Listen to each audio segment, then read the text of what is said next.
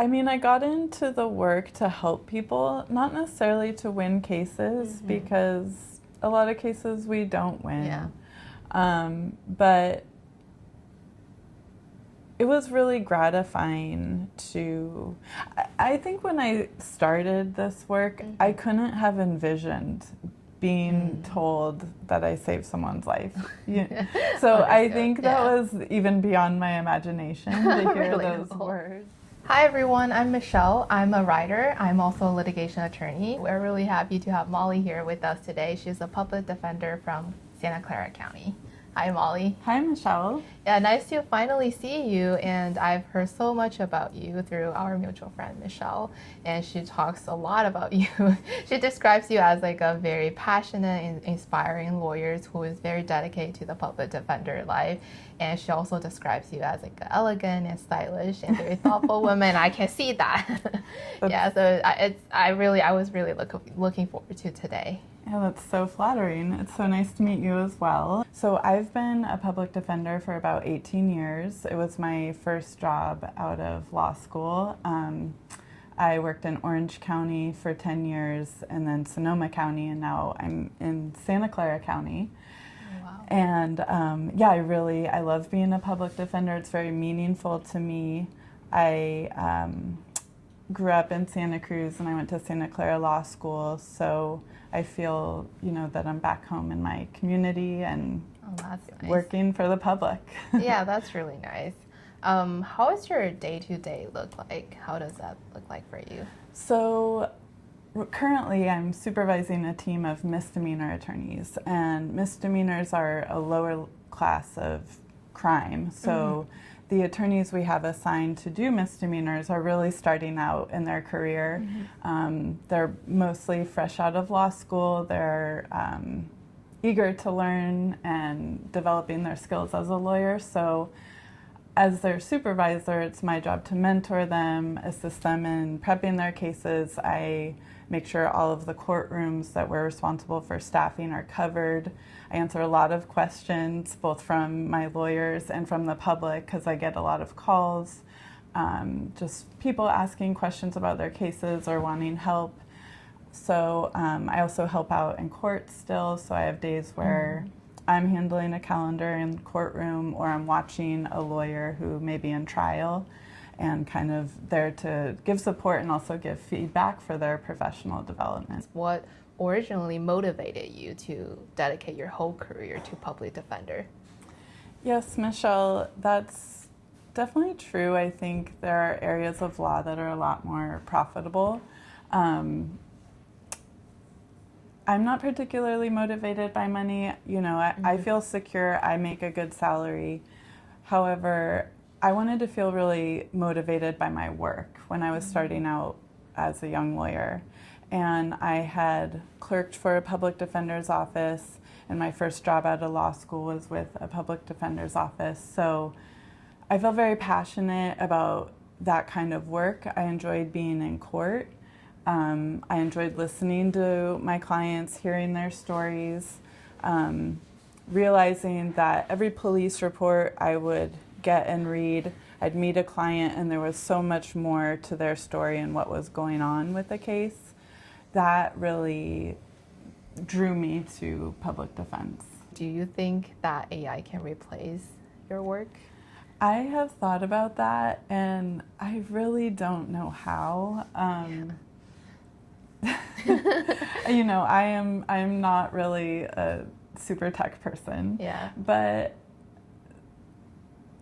AI is built on people. Right. It's our creativity,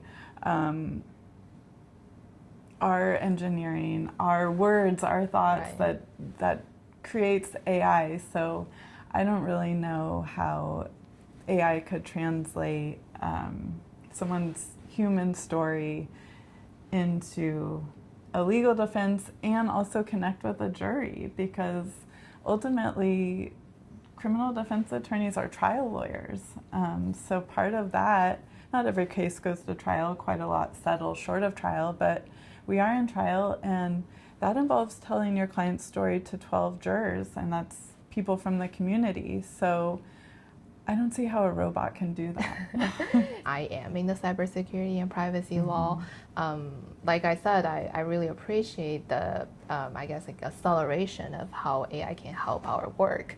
But I definitely don't think AI can just replace lawyers, including doctors, and a lot of professions, because there is so much aspects that robots cannot do. Like they are so smart. Like I think they are smarter than I am, but I really think that there is some part of it that it just has to be done by human. Yeah, I agree. They can do math better, but I know. And then there's a joke about like we all go to law school because we're not good at math. Exactly.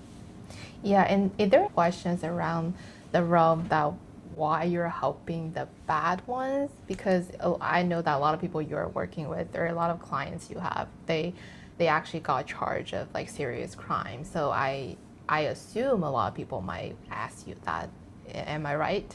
Yes. Yeah. One of the most common questions I get asked, at cocktail parties or out and about by people who are just meeting me is, how can you defend someone you know is guilty? Or, what do you do if you know your client is guilty? And for me, that is not really the point of public defense. If there's overwhelming evidence of guilt, that is the prosecutor's role to present that in court. What I care about is fairness and due process, and I think we can all agree that having a fair system is really important. I agree. I am a believer in the idea that hurt people. So a lot of my clients, not only are they currently in poverty, they come from poor backgrounds. So they didn't have a lot of educational opportunities. Many of them witnessed trauma at home or had parents who were addicted to alcohol or drugs. I have a lot of clients with mental illness. So, another part of that question, how do you defend someone who is guilty or a bad person? I don't necessarily look at them as bad people. They've done something bad, or they're accused of doing something quite bad. But I think it's really important that the government be held to a fair process and that the government follow the rules. So law enforcement respects people's rights to be free from unlawful searches and seizures. And there's rules of evidence about what can be brought in and what can't. All of that is based on the idea of due process, which is really fairness or, human decency. Do good people also end up in some situations where like they need your help? Yeah. Michelle, absolutely. I mean, we all hope that innocent people are not locked up in jail, innocent people aren't accused and charged with crimes, but we also we know that happens. There are cases that are later overturned or exonerated all the time.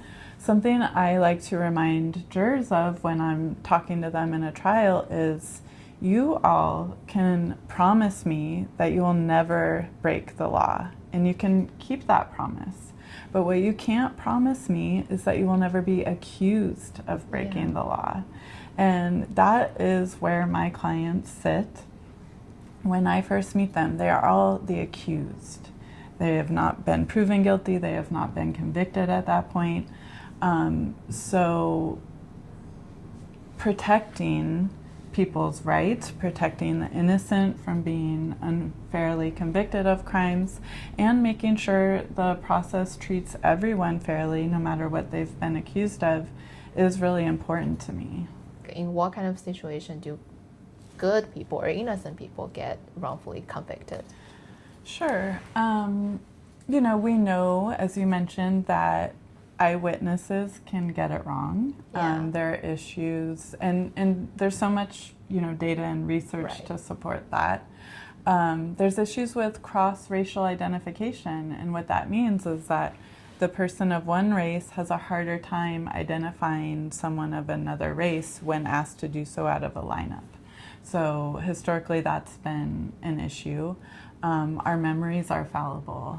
And as you mentioned, someone can honestly believe that they remember something a certain way, and that memory can just be not accurate. So there are definitely ways in which these sorts of fallibilities of being human, it comes into play in the justice system.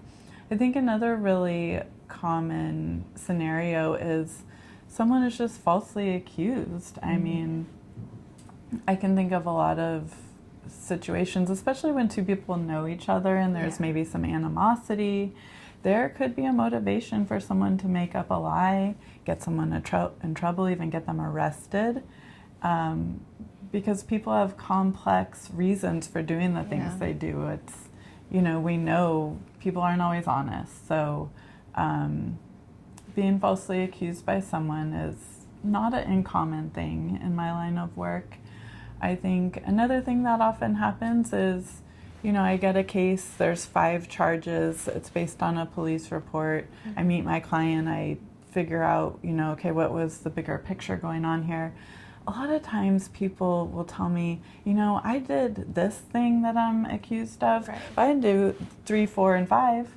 You know, so it's not just black and white all the time. There are a lot of times when we're trying to sort out exactly what happened, and you know, we may be trying to resolve a case for one charge and get the remainder dismissed. So that's like a really common scenario that I encounter too. It's less binary than just, you know, someone's totally innocent of everything or they're completely guilty of everything. There's a lot that happens in between. And then can you share with us like maybe the most rewarding part of your work? Yeah, one of my career highlights and one of the most important cases I've won was a few years ago. I had a young man client. He was in his mid-20s, and he was charged with home invasion robbery. He was looking at upwards of 20 years in prison. He was a black man, and in the course of investigating and working up the case, I came to believe that the police investigation and the charges were racially motivated, and I think there was like a lot of bias infecting the investigation that went on. So we went to trial on the case. Ultimately, the trial came back not guilty. The jury found my client not guilty. And when my client heard the verdict being read, it was this incredibly powerful moment in court. He broke down sobbing, and the weight and the consequences that he had been facing in terms of the imprisonment were just so heavy, and he had been very stoic throughout the trial. That was really a moment that I think a lot of lawyers may never even get. So I will always remember that case and that client and that feeling. The next day he was released from jail, and I met up with him to help him retrieve some of his belongings from the police, and he shared with me that he felt like I saved his life. So it's really the ultimate compliment and reward I think you can do in my line of work. Is that something, like, is that moment align with what you originally thought when you decided to become a public defender? Is that the moment you were actually hoping to get? That's a good question. Yeah, I mean, I got into the work to help people, not necessarily to win cases, because a lot of cases we don't win. But it was really gratifying to, I think when I started this work, I couldn't have envisioned being told that I saved someone's life. So I think that was even beyond my imagination to hear those words. But now in practice, it's a really meaningful area to work in as a lawyer.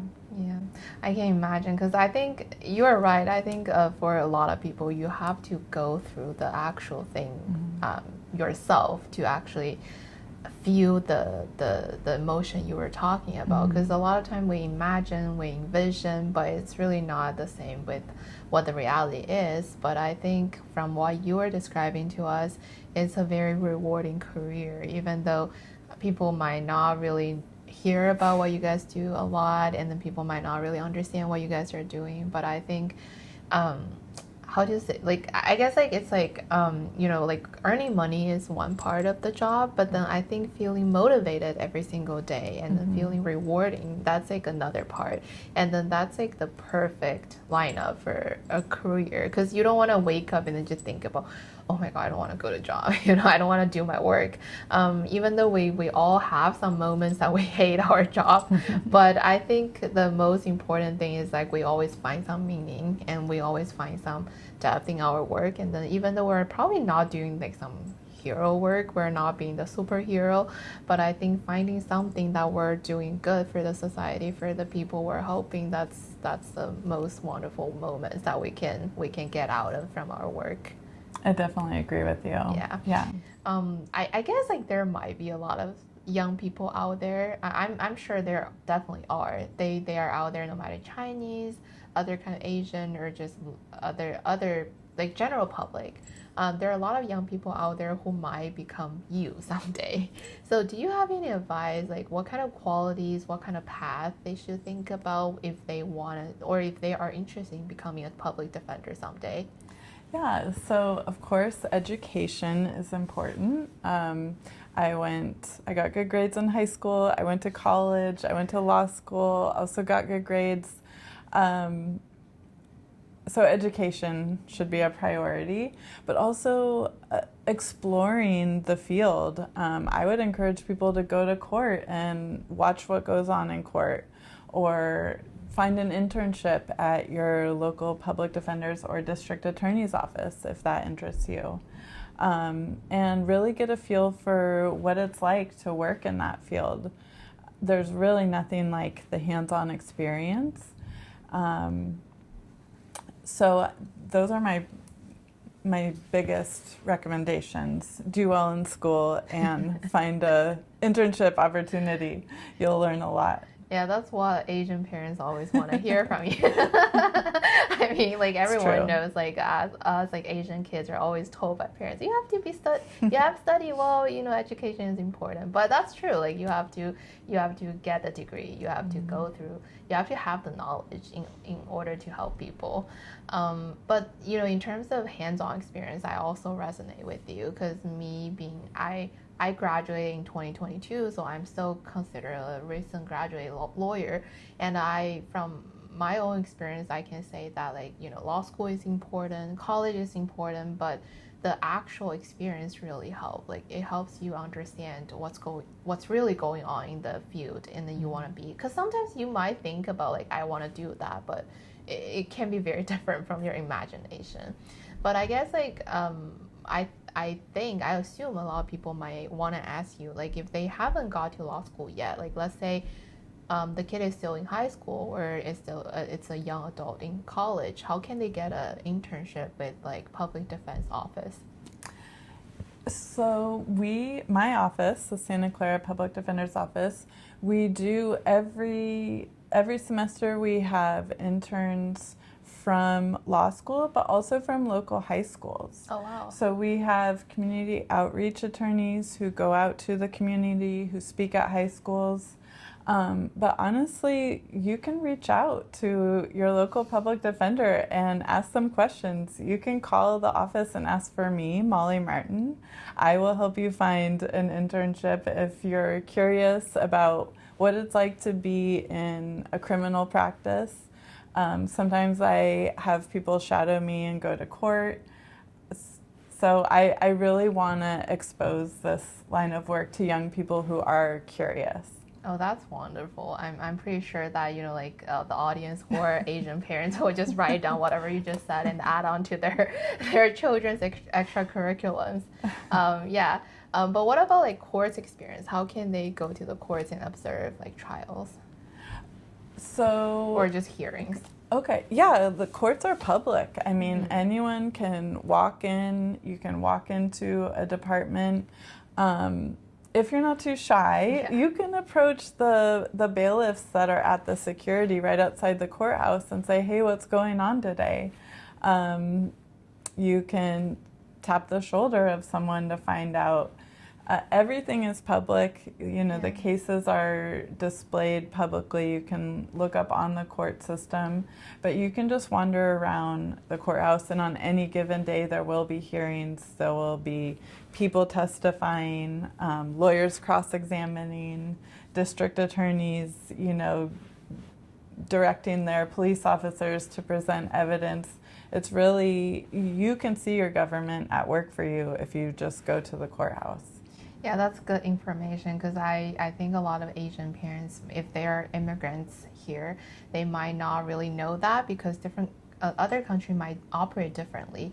And so I think that's a really helpful information to give to the public, because if you're interested in the court system, you can just go and observe, and I think you can get a very different perspective than you just watch some lawyers show, because a lot of times those lawyers shows are not really realistic, to be honest. They're dramatic, they're fun to watch, but they're not our actual work. And for what you just said about like observing the court, I remember during law school I went to the court and observed the federal judge on some technology company's case, not criminal cases. But it was so fun to just watch attorneys arguing, and you can see that like sometimes attorneys they don't have to be like just fighting against each other. It's more about like reasoning, laying out what the foundation of the case is. It's really different from what you see in the TV shows. And also like some judges, they're really nice, and if they see like a young group of people there, they might just walk to you after the session ends. They might educate you, because that's what happened when we went to the court. But that's probably because our professor talked to the judge before. So he actually came to us and told us, just don't worry too much about like about your grades. Like, even though grades are important, but he said like he is a judge himself, and he can sometimes make mistakes, and then he also needs to do a lot of research. And he shared some interesting story with us where like he said that his dad is actually a judge, and then so when he went to law school, he thought like he could just call his dad and ask for some like answers, right, when he was doing some homework or studying for his final. But actually his dad, as a former federal judge, gave him the wrong answer to his final. So like everyone can make mistakes, but yeah, I'm just sharing that story just to say that a lot of our legal system is pretty accessible, and then you can have a lot of information if you try to talk to people, you try to approach them. I think if you reach out even on LinkedIn, like a lot of lawyers, they are willing to respond if they have time. Most of the time, if we respond slowly, it's just really because our workload is high. But for me personally, I am very willing to talk to young students to help them to figure out what they really like. A lot of young girls come to talk to me and they say like, I really want to be a lawyer, but I will say like, you really should talk to people first to figure out whether you really like it or not. So I think that's a very good information to share with everyone. And I guess like one of the last question about the educational point of the educational side is that for law school, like if they got into law school, if they want to do public defender's work, what kind of classes should they be taking? So fortunately, in law school, you don't have to specialize. Even in college, you don't have to specialize in law in order to get into law school. Of course, reading and writing skills are very valuable in our profession. But, in law school, I knew people who had biology degrees in undergrad. And then in law school, there's certain courses you are required to take, like evidence, criminal law, property law, but you don't have to specialize in anything in order to wind up a public defender or a prosecutor.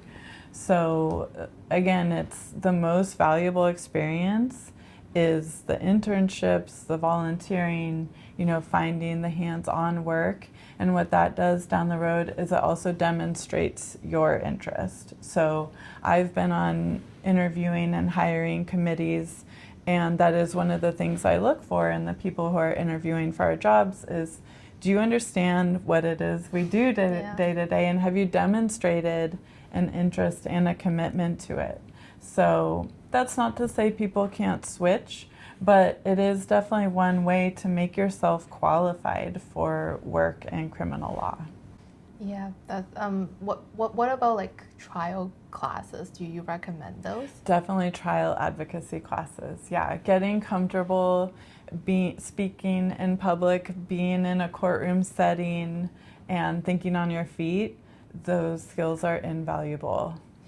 Do you think those competition matter? Like, because some law students, they might join the trial team, and then that might help them practice. Do you think those are helpful? Yes, I think they're very helpful for your professional development. I wouldn't say it's a prerequisite to apply to our office, but just as a litigator, as a lawyer, it's super helpful to develop your confidence and your comfort public speaking. And GPA is important. Yeah. Yeah. Yes. Yeah, and then thank you so much, Molly, for sharing so much helpful information. They're all very insightful, and all the stories you share are very meaningful, and you are very inspiring. I'm just being honest and very genuinely speaking. I would love to continue this conversation like forever, because I just find it really pleasing to speak with you, but I think like our time is running up. So it's been a great pleasure to spend this Saturday afternoon with you, and I do really want to say that it's always an honor for me to keep meeting people like you, especially in our legal world, because I think you are demonstrating what women empowerment is, because I think we talk about it a lot. It almost becomes more like a slogan thing on social media, but honestly, I think empowerment doesn't always have to be loud, like how you post online. Sometimes it can be very quiet. It can be just you dedicated your whole career to public defense work, and it can be just us walking through our community, try to help our local community become better. It's how we show up to work and then just do our work with good intention. I think it can be a lot of small things, and like I've heard about butterfly effect since I was a kid, and I really do believe that. Like it's the theory is that the butterfly flaps its wings, and then it can probably set up a tornado from far distance. And I think that might be true. And also that, like butterfly is small, but you can never tell how far it can fly. And even without saying all of that, like a butterfly just showing up in a summer day, it can make your day, right? It can delight a child's day. It can make everyone happy. So I think it's just like those small piece of things every day that that can make impact, that can make difference. I feel like as lawyers, we all have some kind of like heroism in our blood. That's why we went to law school. It's not to say that we want to save the world, but I think a lot of us, we want to keep contributing the good side to the society. We want to do our best to, to get the best out of ourselves during our busy workload, to do something good for our community. And I think that's good enough. And I think it's really pleasing, and it's really peaceful for me to keep seeing people living around me who are dedicated and who really have good intentions while they're doing their work, trying to help people. I think that's how everyone demonstrates empowerment in their life, and like you, and I think you embody that pretty perfectly. So thank you for being you, and thank you for doing such an important job. Thank you, Michelle. It's been so nice to talk to you, and I think that's such a wonderful message to end on, that small actions to make the world a better place can have a big impact. Yeah, so I agree with you. So nice to talk to you. Yeah, you too. Yeah, thank you everyone, and our session will be continuing. So this series aims to help everyone understand our legal system better, and so we will have more series coming up. So stay tuned, and we will see you soon. Thank you so much.